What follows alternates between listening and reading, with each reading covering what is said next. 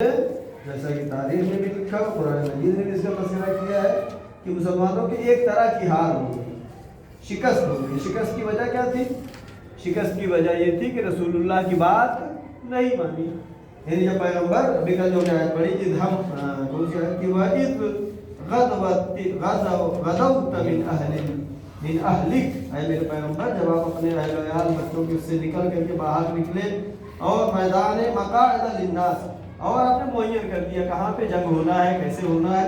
تو ایک جہاں پر میدان احد ہے وہاں پہ ایک پہاڑ تھا، اور پہاڑ میں بیچ میں ایک درہ تھا، راستہ تھا۔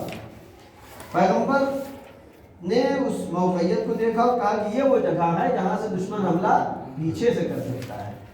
لہٰذا پیغمبر نے 50 لوگوں کو معین کیا کہ چاہے جنگ جیتے چاہے جنگ ہار جائے، تم کو یہ جگہ چھوڑنا نہیں ہے۔ لیکن ہوا کیا کہ جب ادھر سے کفار و مشرکین کی فوج آئی جو کہ زیادہ تھی، مسلمانوں کا لشکر تقریباً 1000 اس سے زیادہ نہیں، کفار و مشرکین کا لشکر تقریباً 3000 سوار اور 2000 پیادہ، یعنی 5000 کا لشکر، 1000 5000 بہرحال زیادہ تھا۔ لیکن مسلمان پہلے ہی حملے میں ان کو شکست دے دیا، یعنی دشمن میدان چھوڑ کر کے بھاگ گیا۔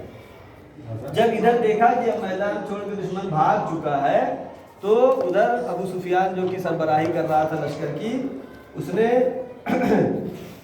اپنے ایک کمانڈر کو ولید کو معین کیا تھا کہ تم جب دیکھنا کہ ادھر آگے آئے ادھر سے تم حملہ کر دینا۔ لہذا ولید 200 یا 300 سپاہی لے کر کے پیچھے سے اس نے حملہ کیا۔ یعنی یہ لوگ 50 لوگ جن کو پیغمبر نے معین کیا تھا کہ تم ہٹنا نہیں یہاں سے، لیکن جب دیکھا میدان جنگ خالی ہے تو مال غنیمت لوٹنے کے لیے دوڑ پڑے۔ مال غنیمت کسے کہتے ہیں؟ یعنی جب دشمن کا لشکر بھاگتا ہے، جو سامان چھوڑ کے بھاگتا ہے، اس کو کہتے ہیں مال غنیمت۔ اس مال غنیمت کو لوٹنے کے لیے یہ 50 لوگ جو معین کیا تھا پیغمبر نے، جگہ کو چھوڑ کر کے چلے گئے۔ 8 یا 10 آدمی وہاں بچے تھے، جو دشمن نے دیکھا کہ ادھر تو راستہ خالی ہے، پیچھے سے حملہ کر دیا۔ اب جب پیچھے سے حملہ ہو گیا تو اب لشکر کے لیے سمجھنا مشکل تھا۔ لہٰذا جنگ بدر میں بہت ہی سخت مرحلہ آ گیا تھا۔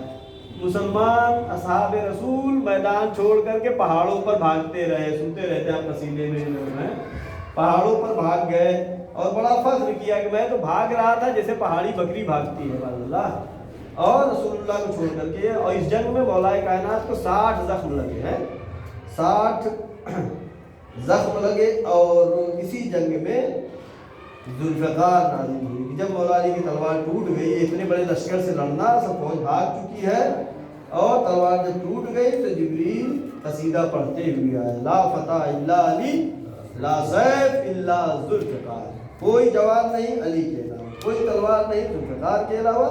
اور ذوالفقار نازل ہوئی اور مولا کائنات حضرت علی بن ابی طالب علیہ السلام نے اپنی فداکاری کے ذریعے سے جنگ میں، جناب حمزہ بھی شہید ہوئے جنگ احد میں، اور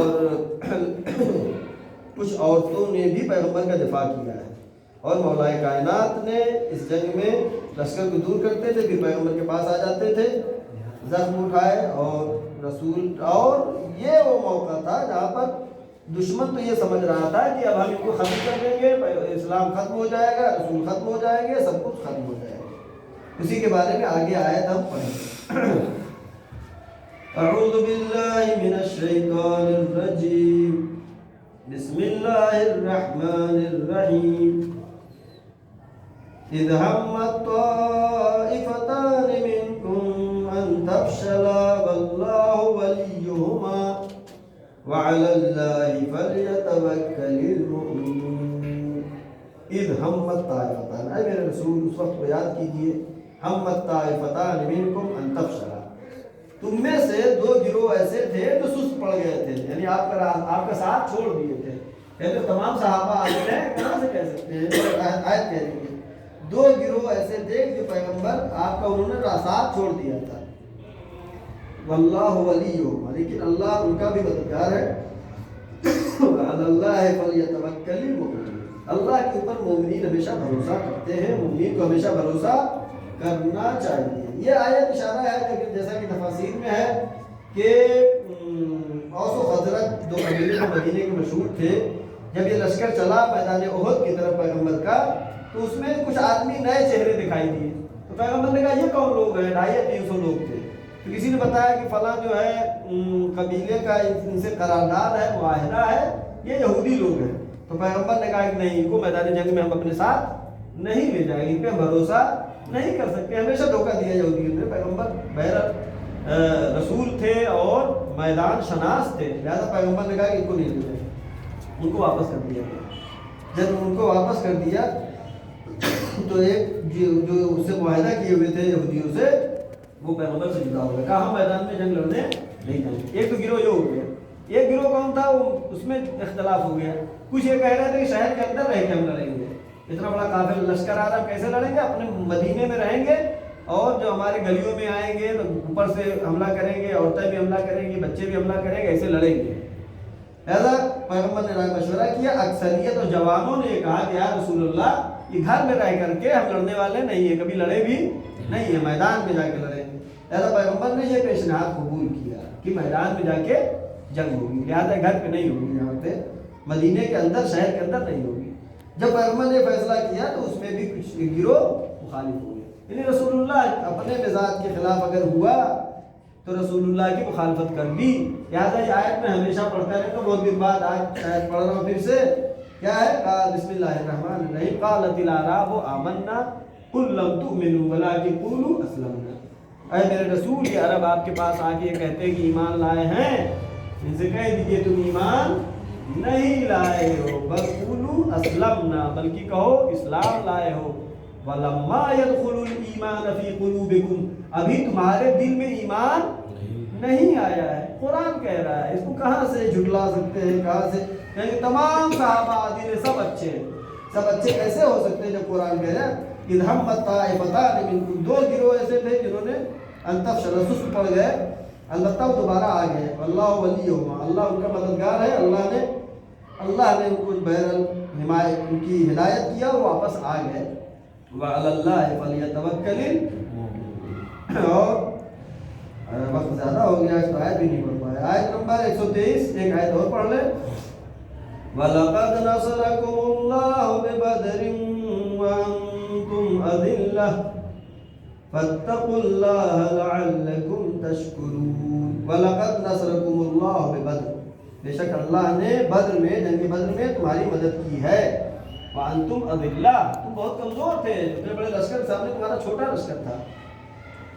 لہٰذا اللہ نے اگر جنگ بدر میں مدد کیا ہے تو کیا جنگ احد میں مدد نہیں کرے گا؟ جنگ احد میں کیوں بھاگ رہے ہیں؟ وَلَقَدْ نَصَرَكُمُ اللَّهُ بِبَدْرٍ، اللہ نے بدر میں مدد کیا ہے. وَأَنْتُمْ أَذِلَّةٌ، تم کمزور تھے. فَاتَّقُوا اللَّهَ، اللہ کا تقویٰ اختیار کرو. لَعَلَّكُمْ تَشْكُرُونَ، شاید تم شکر گزار بندے ہو جاؤ. ایک آیت اور پڑھ دیں، جنگ احد کا تذکرہ آگے اور چلے گا.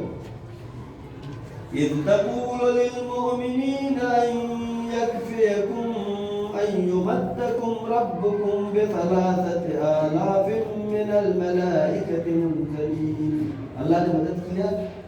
إِذْ تَقُولُ لِلْمُؤْمِنِينَ، اے میرے رسول، جنگ احد میں جب آپ مومنین سے کہہ رہے تھے أَنْ يَكْفِيَكُمْ أَنْ يُمَدَّكُمْ رَبُّكُمْ ب3,000 کہ اللہ جو ہے تمہاری مدد کرے گا 3,000 فرشتوں کے ذریعے سے، من الملائکہ، ملائکہ کے ذریعے سے، منزلین، جو کہ آسمان سے نازل ہوئے. تب جس اللہ نے جنگ بدر میں مدد کیا ہے، جنگ احد میں بھی تو مدد نہیں کرے گا. لہٰذا جنگ احد میں میدان چھوڑ کے کیوں بھاگے؟ اس کے بارے میں آگے کل انشاءاللہ اور پڑھیں گے.